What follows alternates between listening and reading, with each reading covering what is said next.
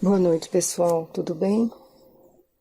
Vamos fazer a nossa prece, rogando a Deus e a Jesus que dirija nosso pensamento e nossas vibrações de amor, a fim de que se derrame o bálsamo salutar sobre o corpo e a consolação nas almas de todos os doentes, seus familiares, e que ampare todos os profissionais da área da saúde. Pai nosso, que estais nos céus, santificado seja o vosso nome. Venha a nós o vosso reino, seja feita a vossa vontade, assim na terra como no céu. Pão nosso de cada dia nos dai hoje. Perdoa as nossas dívidas, assim como perdoamos os nossos devedores.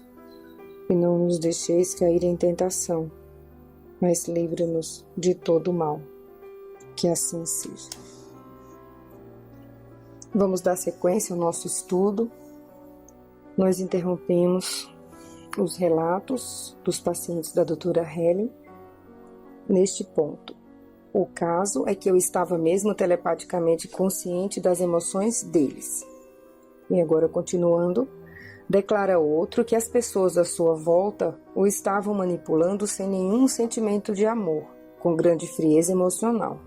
E prossegue. Eu tinha consciência dos sentimentos deles.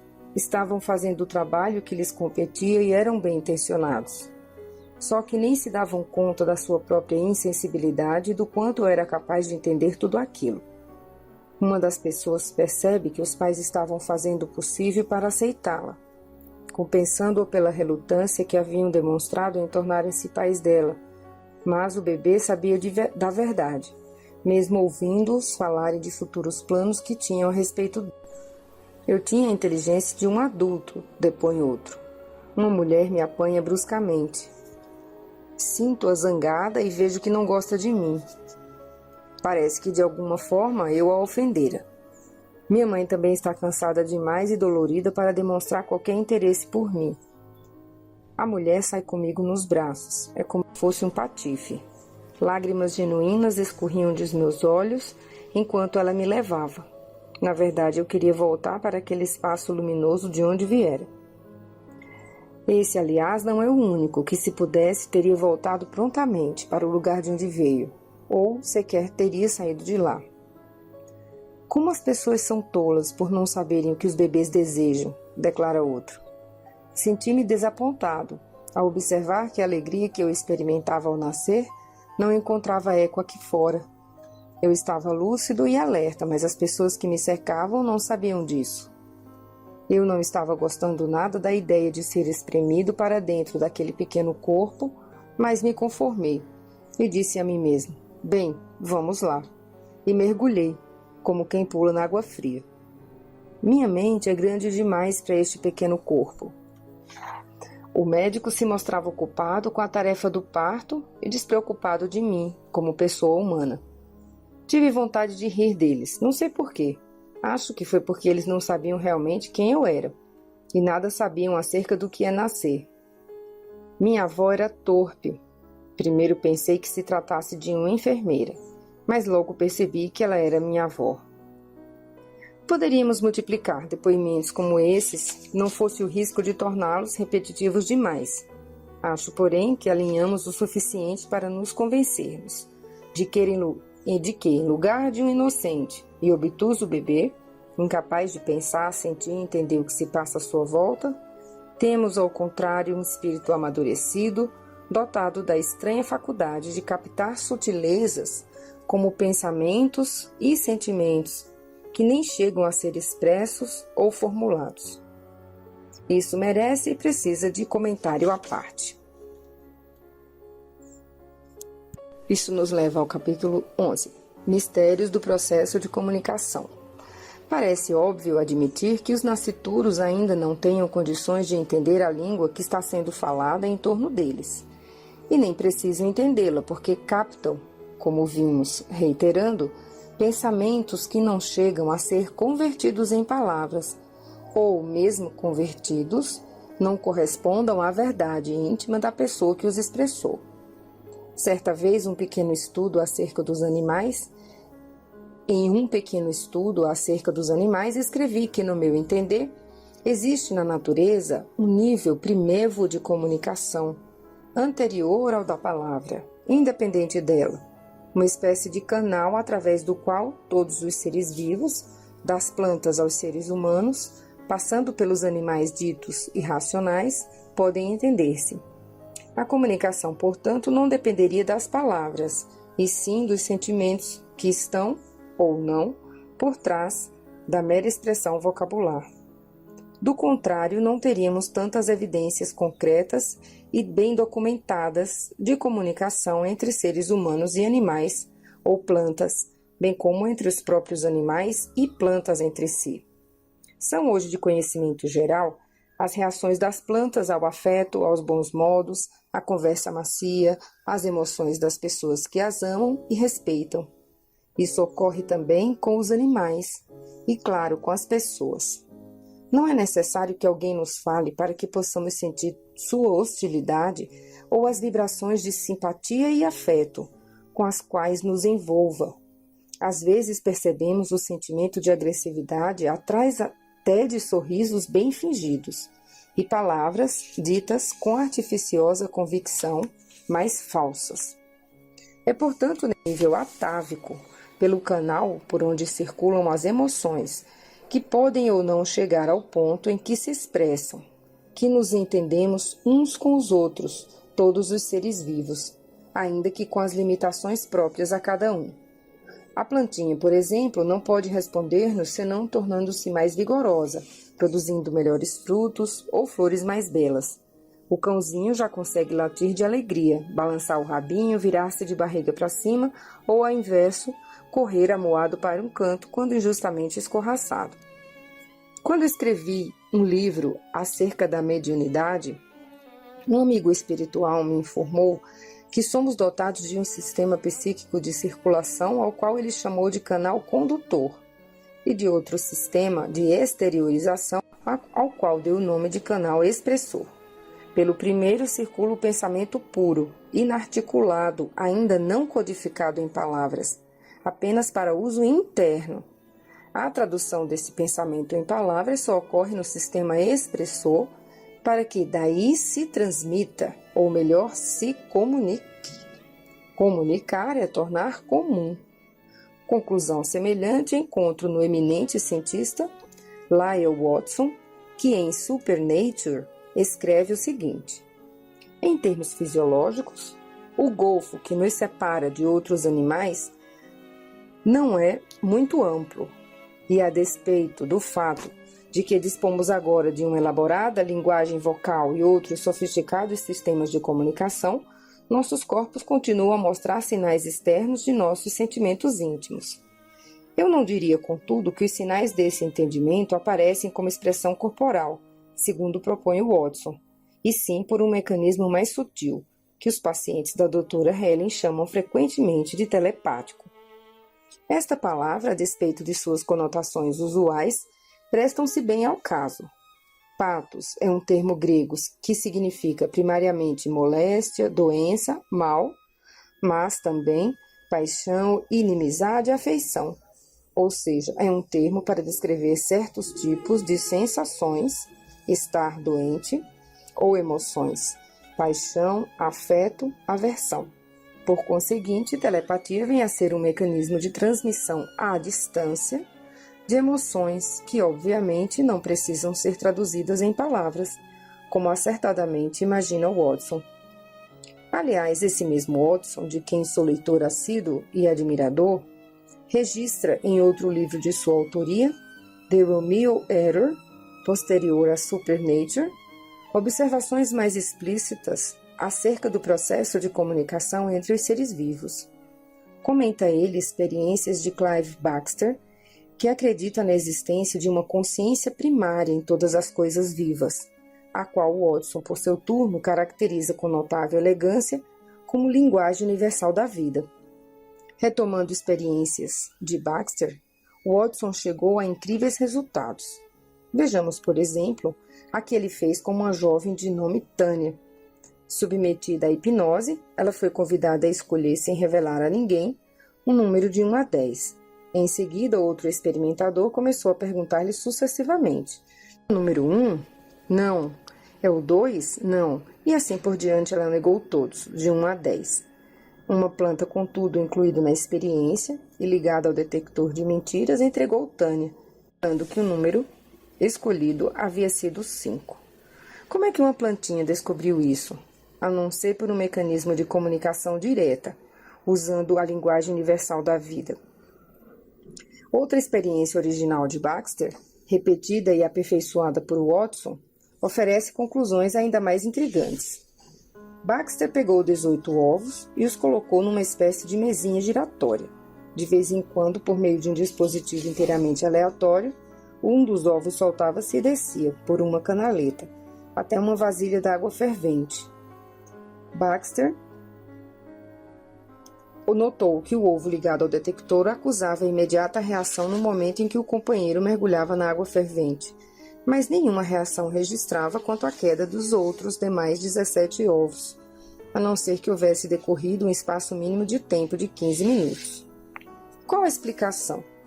Ao repetir a experiência, Watson notou que o bloqueio não ocorria no ovo receptor, ou seja, aquele que estava ligado ao detector, e sim nos 17 que permaneciam na mesinha giratória e que interrompiam prontamente a comunicação logo que o companheiro mergulhava na água fervente.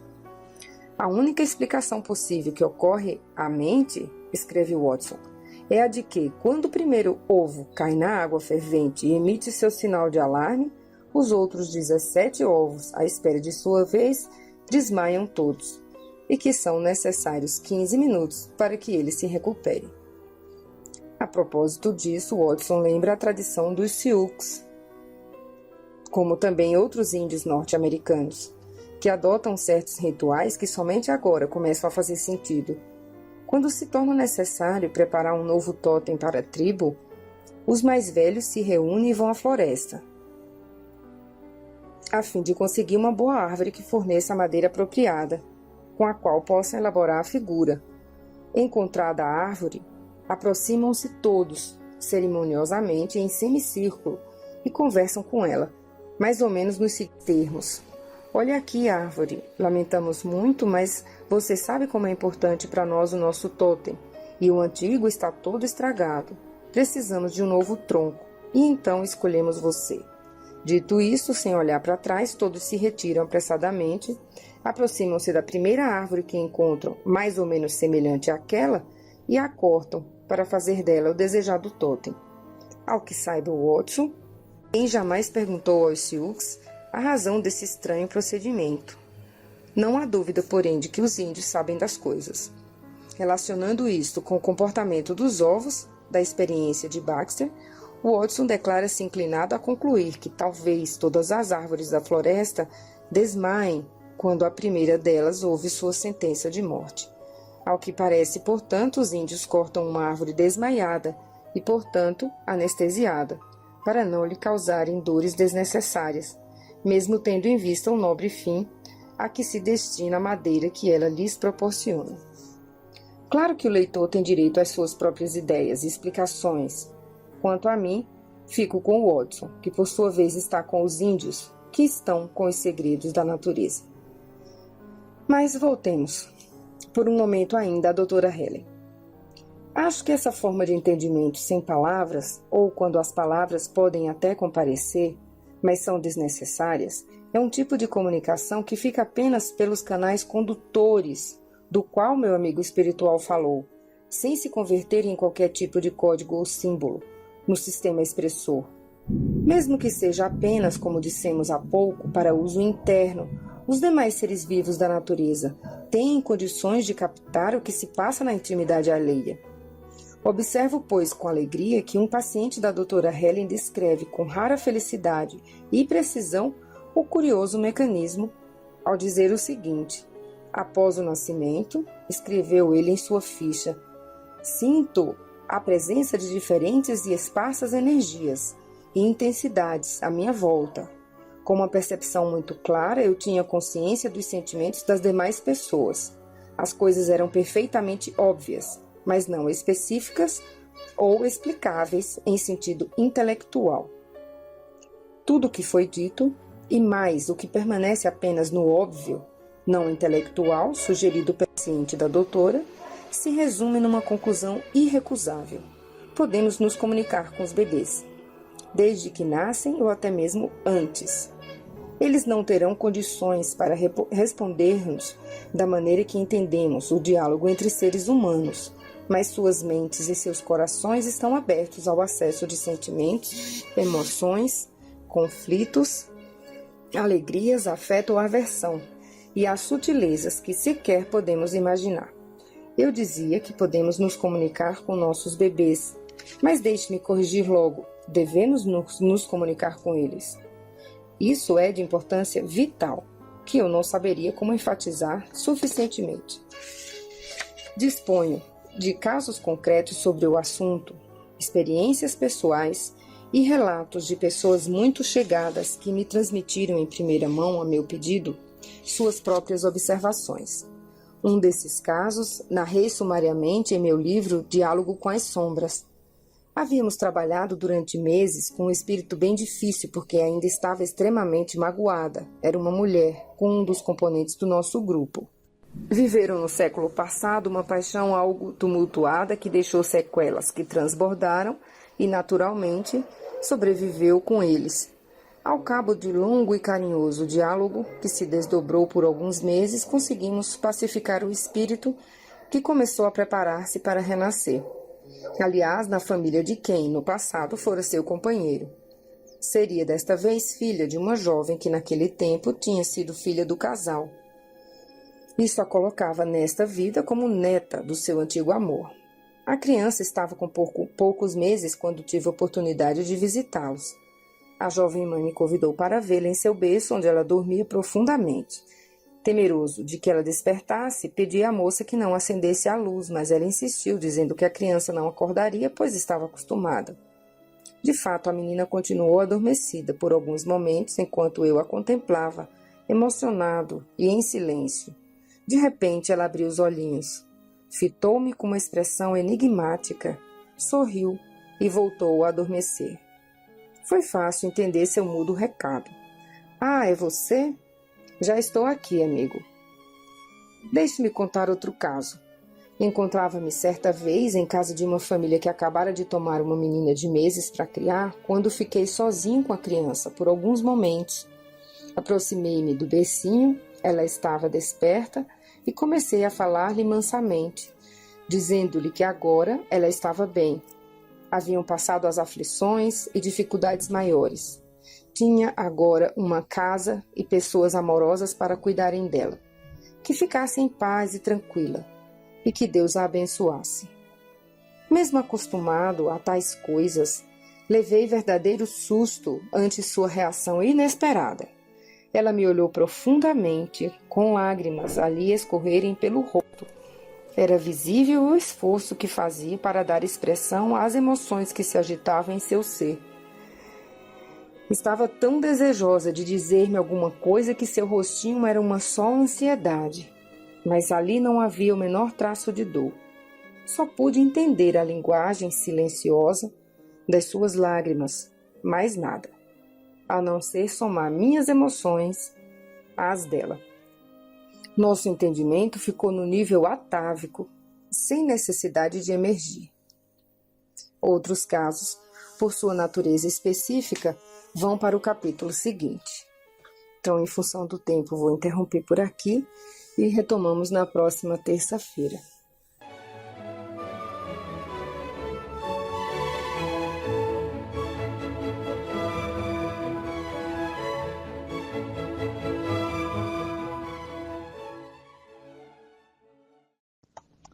Boa noite a todos.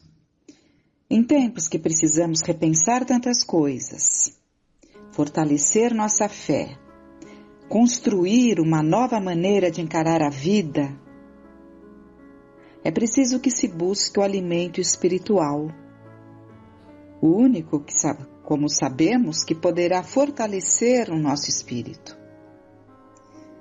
Vamos buscar então as meditações, as reflexões de Frei Fabiano, tão do nosso agrado, no livro Mergulhando no Mar de Amor, um livro tão apreciado por nós, e muitas dessas reflexões, meditações, muitas delas eram inspiradas por Francisco de Assis. É interessante que façamos uma observação sobre o modo como esse livro foi feito.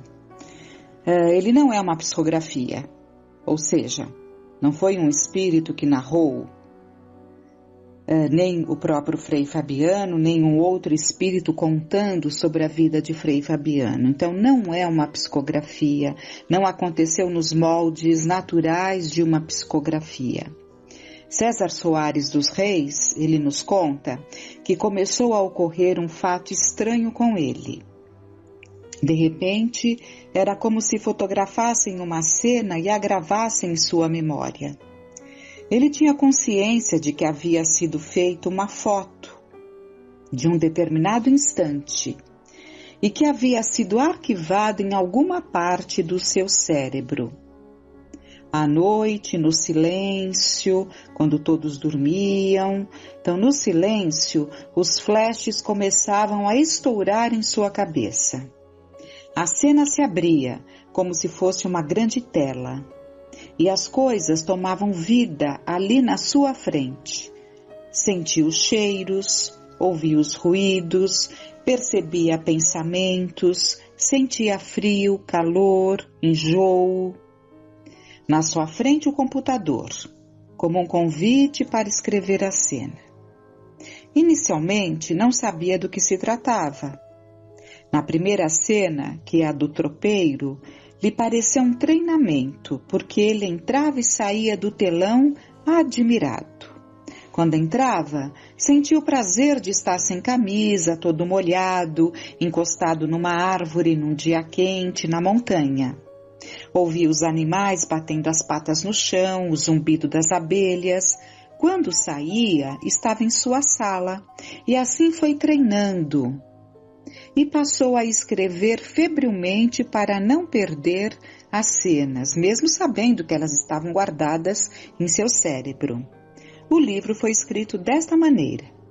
E ele lamenta que, por certo, nem sempre tenha conseguido traduzir o que os personagens pensavam, por serem muito profundos para a sua percepção.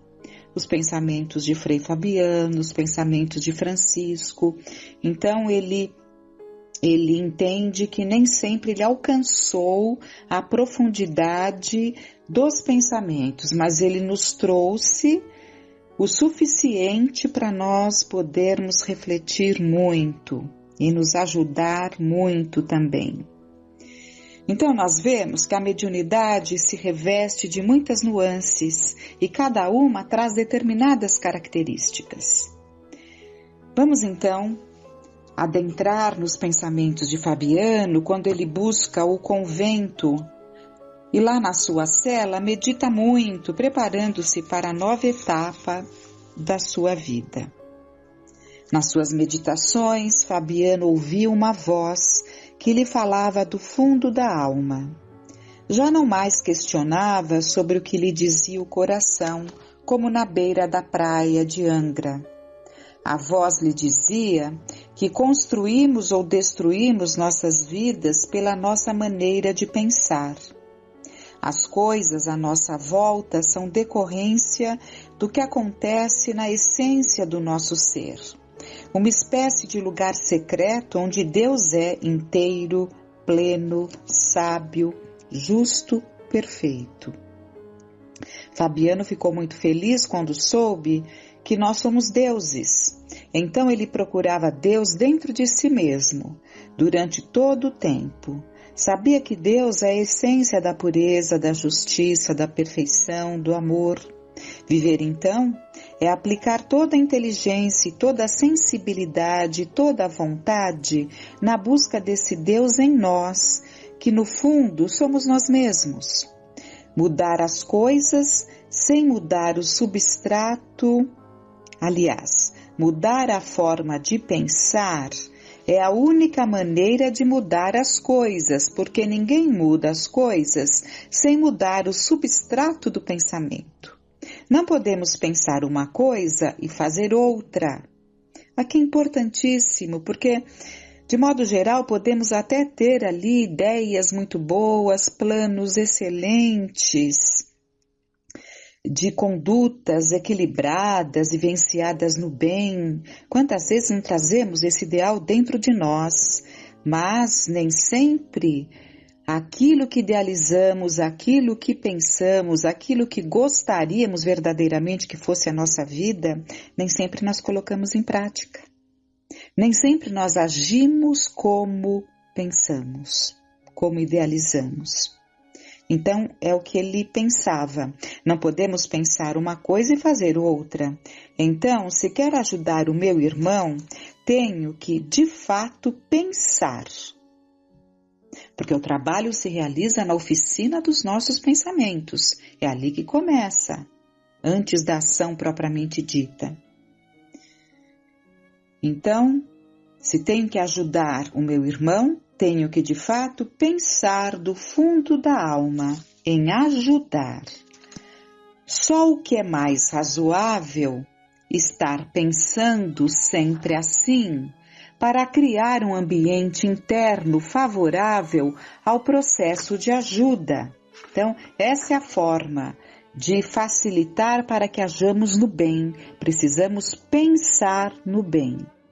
Em linguagem mais moderna, implica em estabelecer sintonia, pendurar-se nas redes divinas de amor com que o Pai rege os universos sem fim. Pendurar-se, não desligar mais. Se quiser harmonia e felicidade, sintonize primeiro com a harmonia e a felicidade. Depois, a exteriorização disso aparecerá. É automático. Se quiser saúde, pense saúde e ela virá. Saúde não é só corpo. É alma saudável. É alma saudável. É pensar em Deus, dedicar sua vida a Deus e não às limitações que a vida eventualmente ofereça. A vida é resposta e reciprocidade. É do que nos vai dentro que surge o que se vê fora. O querer bem gera o bem-querer. E é a lei grande. Para aquele que ama de verdade, tudo se integra para o amor, o bem. Amar o bem é ocupar-se com bons pensamentos na profundidade do ser. O pensamento é para a alma como a semente para a terra. A terra bem preparada, quando recebe a semente de boa qualidade, produz maravilhosamente. É quase mágico ver a planta surgir da semente na terra. Vem o sol, vem a chuva, e pelos estranhos mecanismos das leis, a semente se torna flor e fruto. Nossos pensamentos fluem pelo nível consciencial como uma torrente que não para nunca. Em pensamento podemos controlar toda a nossa vida, nosso processo de relação com as pessoas com as quais nos preocupamos, ou com as quais, de alguma forma, nos encontramos na vida nos encontramos na vida e mergulhar no passado ou no futuro com a mesma facilidade. Então, com as quais, de alguma forma, nos encontramos na vida e mergulhar no passado ou no futuro com a mesma facilidade. Mais difícil do que parece à primeira vista é pensar harmoniosamente para conseguir as harmonias da alma. Só o conseguem aqueles que têm fome e sede de justiça. E quando pedem do fundo da alma, são saciados. Às vezes, Fabiano achava complicado dizer essas coisas. Certamente ele sabia porque sentia e sabia muito mais do que seria capaz de enunciar. Necessário sentir falta da fome, da sede e da justiça para buscar a saciedade. Outra questão era conhecer os mecanismos do pensamento. Mais uma vez, o Sermão da Montanha, um ensino espiritual, acionava seu coração e conduzia seu pensamento. Fabiano pensava muito nos milagres de Jesus. Mas afinal, o que vem a ser um milagre? Não é perfeita a criação divina? Então por quê e para que milagres? Seria o nosso mundo um pedaço do universo onde há leis que desconhecemos? Podemos apelar do nosso mundo conhecido para os mundos desconhecidos, de uma lei mais baixa para uma lei mais alta? A oração poderia ser uma espécie de ponte entre um universo e outro, de onde leis desconhecidas poderiam ser acionadas?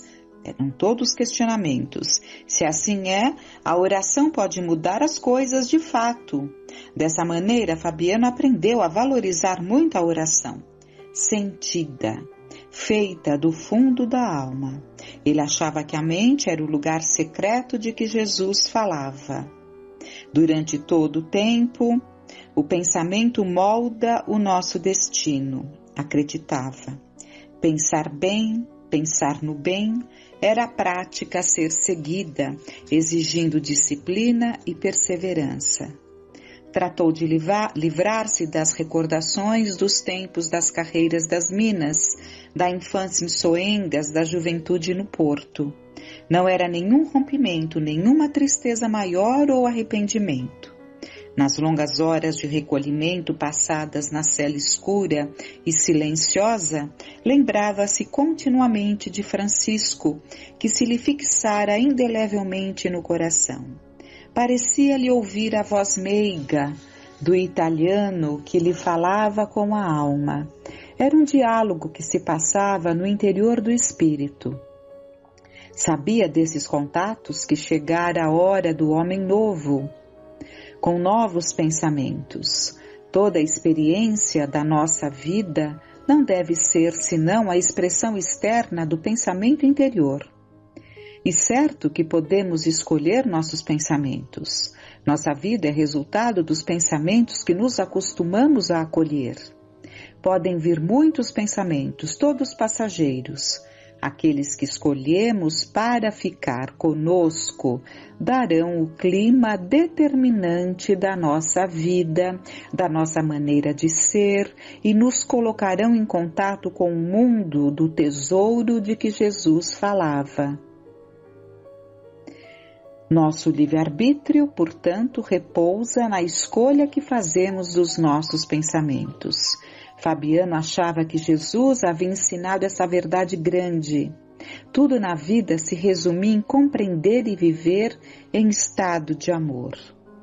Dizia-lhe Francisco pela voz do coração, que são 4 os recursos para a manutenção de um adequado clima espiritual. A vigilância sobre pensamentos e atos, para que não sejamos apanhados em escorregões, em deslizes espirituais, já que estamos tão envolvidos pelas questões da materialidade. A oração é outro recurso importante, porque nos colocará em contato com as fontes produtoras da luz eterna e estabelecerá as pontes entre os diferentes níveis da criação divina. A meditação ajudará a ter controle sobre nossos próprios pensamentos, fazendo com que a nossa paz interior desabroche e domine a agitação externa que nos envolve continuamente. Por fim, a oração, a vigilância e a meditação continuarão insuficientes se não forem acompanhadas por ações efetivas de amor ao próximo, conforme ensinou o Mestre. Amar a Deus sobre todas as coisas e ao próximo como a si mesmo. Além de tudo, praticar isso com naturalidade e simplicidade, sem afetação. Os diálogos interiores prosseguiam silenciosos pelas horas calmas da quietude do convento. Muito cuidado com os males que são contrários à presença de Deus. A volúpia, a ânsia pelo poder, a ambição das riquezas e todos os filhos do egoísmo e do orgulho. A voz de Francisco soava na alma de Fabiano e despertava ecos que se repetiam nas paredes de todos os tecidos do seu corpo, e mais fundo eram como um grande mergulho em busca do encontro com o Pai. Então, nesses tempos que nós aguardamos, nesses tempos que nós deveríamos buscar a construção do reino de Deus em nossos corações, vamos buscar a reflexão trazida por Kardec no Evangelho segundo o Espiritismo, na parte que Kardec faz um estudo das passagens do Pai Nosso ensinado por Jesus. E lá no venha a nós o vosso reino, Kardec coloca: Senhor, destes aos homens leis plenas de sabedoria que os faziam felizes se eles as observassem, que os fariam felizes se eles as observassem. Com essas leis, poderiam estabelecer a paz e a justiça e poderiam ajudar-se mutuamente em vez de mutuamente se prejudicarem como o fazem. O forte ampararia o fraco em vez de esmagá-lo. Evitados seriam os males que nascem dos abusos e dos excessos de toda espécie. Todas as misérias deste mundo decorrem da violação das vossas leis, porque não há uma única infração que não traga as suas consequências fatais. Destes ao animal o instinto que lhe traça os limites do necessário, e ele naturalmente se conforma com isso. Mas ao homem, além do instinto, destes a inteligência e a razão. E lhe destes ainda a liberdade de observar ou violar aquelas das vossas leis que pessoalmente lhe concernem, ou seja, a faculdade de escolher entre o bem e o mal, para que ele tenha o mérito e a responsabilidade dos seus atos. Ninguém pode pretextar ignorância das vossas leis, porque na vossa paternal providência quisestes que elas fossem gravadas na consciência de cada um, sem nenhuma distinção de cultos ou de nacionalidades. Assim, aqueles que a violam é porque vos desprezam. Chegará o dia em que, segundo a vossa promessa, todos a praticarão. Então a incredulidade terá desaparecido, todos vos reconhecerão como soberano Senhor de todas as coisas. E o primado de vossas leis estabelecerá o vosso reino na terra. Dignai-vos, Senhor, de apressar o seu advento, dando aos homens a luz necessária para se conduzirem no caminho da verdade.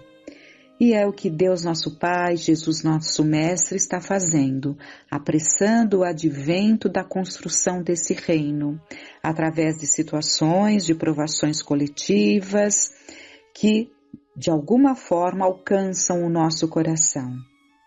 Então, é importante que entendamos que o que devemos aspirar acima de tudo, que devemos desejar que realmente aconteça, além das terapias que com certeza atenuarão, as medicações adequadas, a vacina, enfim, tudo isso atenuará, como nos tem dito os mensageiros do Pai, mas não resolverá, porque o que realmente trará aquilo que tanto esperamos é a mudança. São as mudanças necessárias, então façamos a nossa parte com muita confiança, trabalhemos na construção desse reino de Deus em nosso coração.